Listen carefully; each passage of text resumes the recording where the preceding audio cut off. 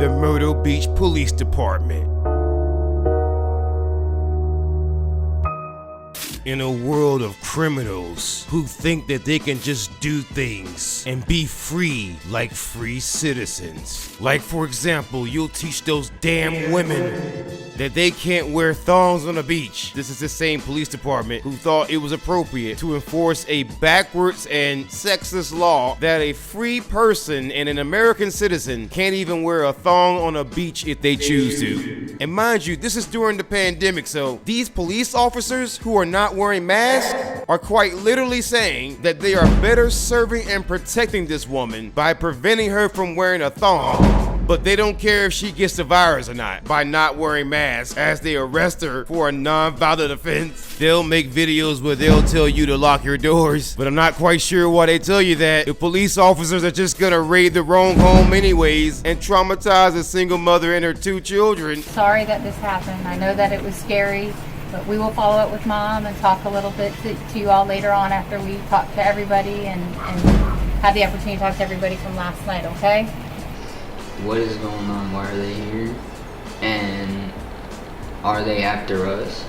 And if you think that's bad, while many other cities were allowing their legislators to set policies, it was actually the police in 2014 in Myrtle Beach who decided to take it upon themselves to try to push public policy by punishing poor Uber drivers by forcing them to pay the city more money just to operate, which would quite literally be the definition of a road pirate. These people are not following the laws about having a business license to operate within the city, and also the laws that our taxi drivers are required to abide by.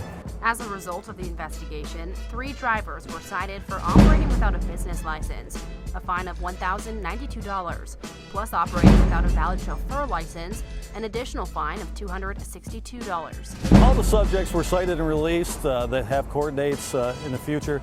I believe at this time they've either requested a continuance or jury trials. I reached out to Uber spokesman Taylor Bennett to find out who's going to pay up. We were going to cover all financial legal costs that are associated with those citations. They're acting like gangsters. Hey, Uber drivers, you know, we don't really want to break your legs, but we just want the power to break them legs.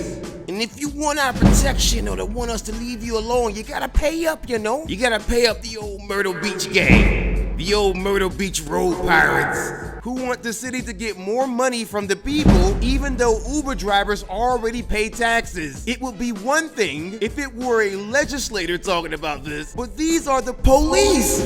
What do the police have to do with legislation about taxation and business licenses? It's almost as if this police department is known to want to shake down people. Road pirate. It seems to me a strange thing. And let me ask you a question. What is the base job of a police officer? It's to protect the public, right? Now I want you to guess when this picture was taken of the police chief and several state employees in close quarters without masks on.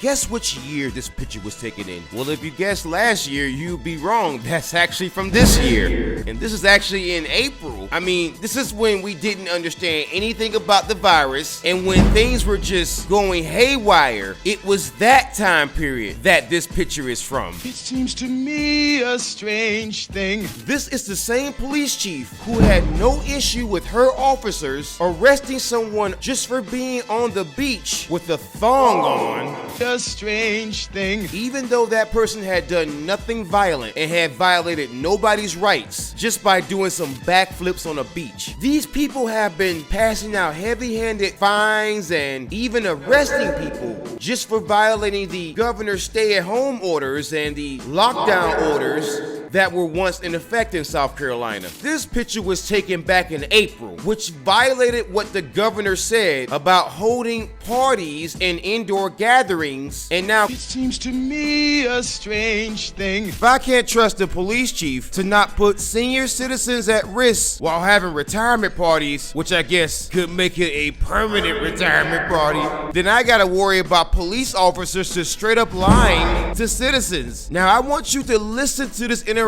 and then ask yourself, was it even necessary for this officer to just lie to this citizen? Yeah, she did in the front, so I don't want to waste it twice there. So you got called here apparently, right?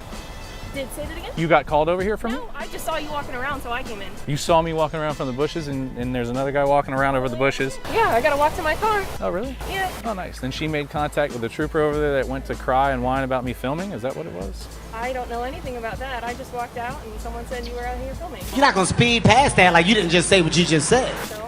So you walked out and someone said they were coming out here filming, or you just saw me walking around? It didn't even make sense for her to lie there, because had she just said, well, I came out because someone requested a police officer come out. I just want to check on things and make sure everything's all right. Everything seems to be in order here. I'm going to take my leave now. It would have been perfectly acceptable for someone to have called about someone filming. But this officer still opted to lie to the citizen, which only bolsters the Myrtle Beach Police Department's reputation of just lying to citizens for no reason. And that isn't just reflective of how they lie to citizens on a regular, but even when it comes to racial issues. Allow me to present something to you. Now, if you know that these people clearly don't do their homework, which is why they raid the wrong homes and terrorize families, they lie to citizens, they enforce laws that are probably immoral, backwards, and sexist, and even with a female police chief, they still enforce those laws, well then just use your imagination and think to yourself, would black people ever have an issue with such a department? Well, I'm gonna leave this screenshot of a news article about a lawsuit from the NAACP due to the actions of the Myrtle Beach Police Department. The NAACP lawsuit says Myrtle Beach uses different rules and stricter enforcement for Black Bike Week than for Harley Week, which caters to mostly white people. Now, I'm no genius, but if the NAACP is suing you at least partially because they're claiming that you're racist, and many black people have said the exact same thing outside of the NAACP, well then, can we all agree that there might be an issue?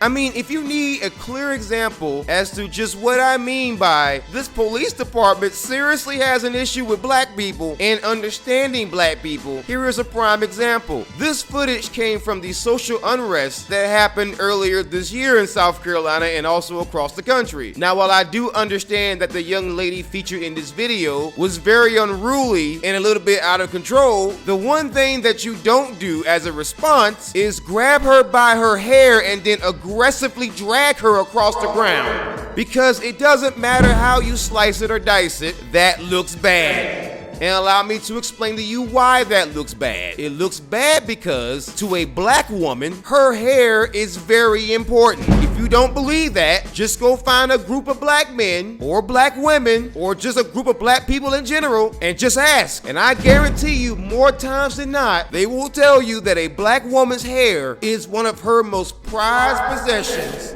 And black men understand that. So when they see a police officer for any reason, it doesn't matter what the reason was, just grabbing a black woman's hair like this and dragging her across the ground, it's never going to look good or come across well. Then again, it's not as if these people actually care about looking good, because just this year back in August, 2 women decided to sue the Myrtle Beach Police Department because those women were just pulled over, detained, and there were guns drawn on them even though they were unarmed, and the only reason why they were pulled over is because the rental car that they were driving had been previously being reported stolen. That means that had these officers did any kind of background searching, they would have known that these women did nothing wrong. And now you're beginning to see a pattern here, that just because this police department has a female chief, that doesn't mean that their problems with sexism and being overtly aggressive with both men but especially women has gotten any better over the years.